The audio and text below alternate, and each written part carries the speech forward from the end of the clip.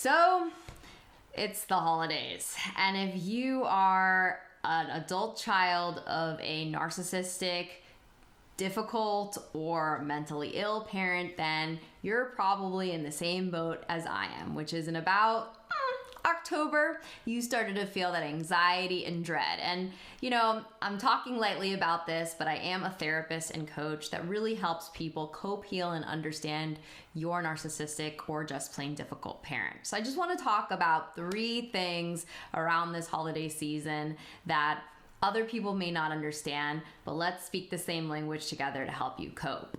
1, if you felt this dread, it's totally okay. Yes, it also could be sometimes when I've talked to people, they're like, is it seasonal affective disorder?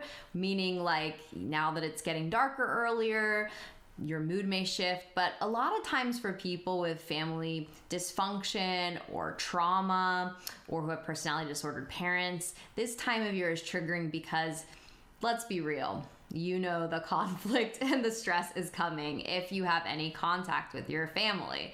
So the first thing I just want to say is you're not alone, and it is okay. It doesn't mean you're doing anything bad or wrong, that you haven't been able to resolve all the conflict in your family. So it's funny because most people I work with, they say, yeah, I would never expect that of a friend. If a friend told me that they have family conflict, I would be like, yeah, of course, that's really, really hard. And they would sit and listen. But when it comes to ourselves, usually we expect almost perfection because we've probably lived with this conflict our whole lives. So in an ideal world, it would just poof, disappear. And if there was something we could do to solve the problem, we would have figured it out already. So just have a lot of self-compassion and understanding for why you have dread during the holiday season.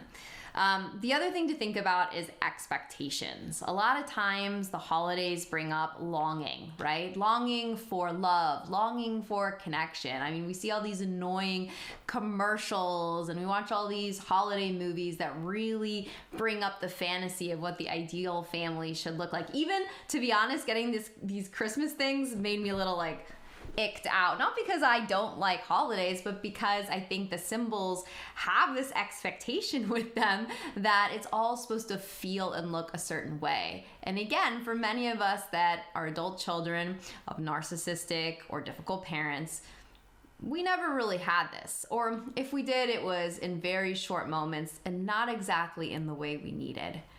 So monitoring your expectations for your parents if you have contact with them and yourself. So some of the ways we can do this is reminding ourselves that the version of the parent we wished we had is unlikely to ride in on Santa's sleigh this year. And that's not being negative.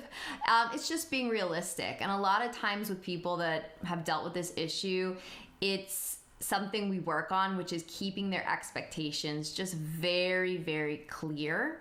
And sometimes that might mean feeling like you're abandoning optimism and hope, but you're not really, right? If someone had a chronic illness, you wouldn't expect that this year they would show up and be healthy.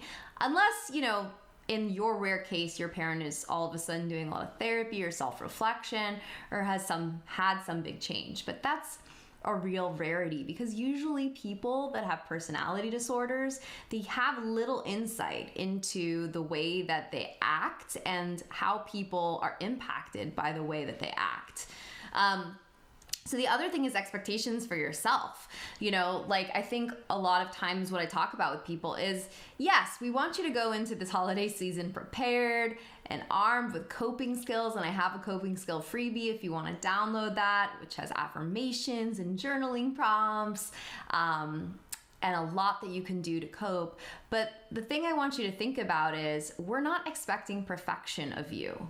Meaning, if you have a disagreement, if you have a really sad moment, that doesn't mean that you failed or you're doing anything wrong. Because to be honest, we want you to feel your feelings. We don't want you to go home and binge drink or act out in some ways because you don't want to feel your feelings. So actually, you feeling your feelings is a very good thing.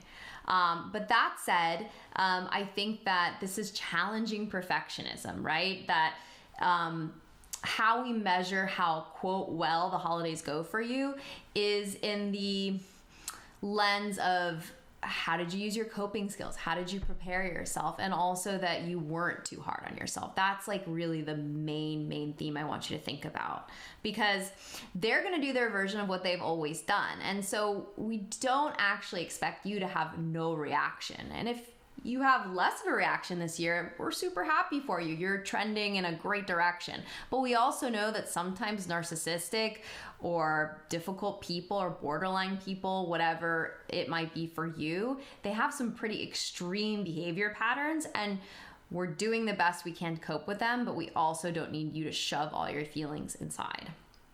And finally, I think the last thing I want you to think about during this holiday season is begin with the idea of what you would like this holiday season to be. If you're anything like me and you've spent a lot of time trying to please your parents in order to fend off possible explosions, not because I'm such an amazing person, which, I think I'm a good person, but I've over the years really questioned my motivations. That part of it is, of course, to make them happy, but the other part has been to basically avoid some sort of blowout.